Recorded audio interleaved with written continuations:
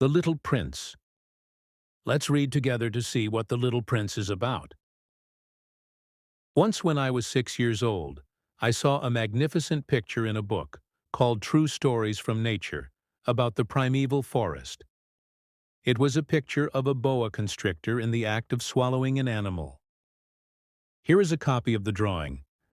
In the book it said, "Boa constrictors swallow their prey whole without chewing it.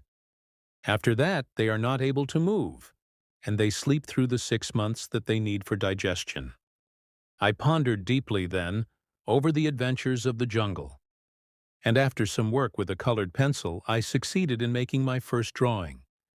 My drawing number 1. It looked like this. I showed my masterpiece to the grown-ups and asked them whether the drawing frightened them. But they answered, "Frighten? Why should anyone be frightened by a hat?"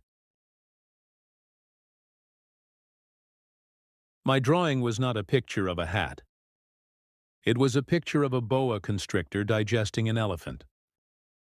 But since the grown-ups were not able to understand it, I made another drawing. I drew the inside of the boa constrictor so that the grown-ups could see it clearly. They always need to have things explained. My drawing number 2 looked like this.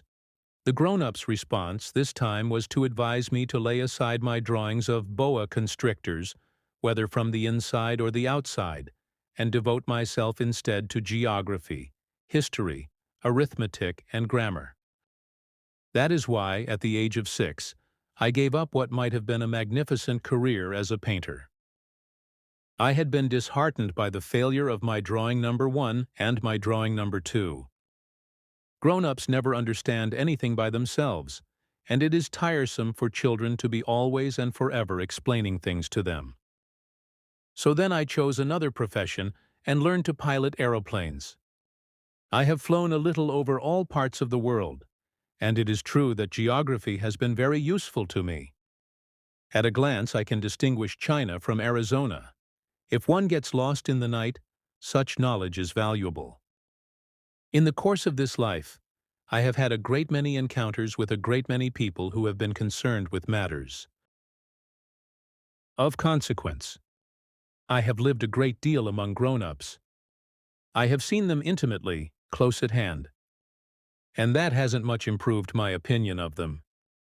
Whenever I met one of them who seemed to me at all clear-sighted, I tried the experiment of showing him my drawing number 1, which I have always kept.